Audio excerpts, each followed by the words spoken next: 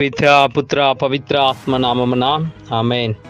సియోను నుండి పరిపాలన చేయు ప్రభువును కీర్తింపుడు, ఆయన చేసిన మహాకార్యములను జాతులకు వినిపింపుడు అని 9వ కీర్తన 11వ వాక్యములో కీర్తనాకారుడి ద్వారా పలికిన ప్రభువా, ఉదయం మేల్కొనిన సమయం నుంచి ఇప్పటి వరకు మమ్మందరినీ ఆశీర్వదించి కాపాడినందులకు మీకే శతకోటి స్తుతి స్తోత్రములు.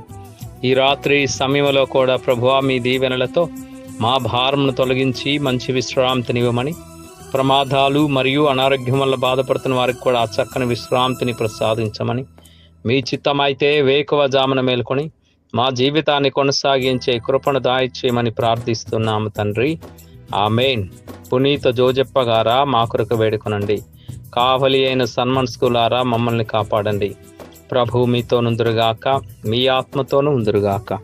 సర్వశక్తి గల సర్వేశ్వరుడు పితా పుత్ర పవిత్ర ఆత్మదేవుడు ఈ రాత్రంతా తన కృపలో మనందరిని ఆశీర్వదించి కాపాడుదురుగాక.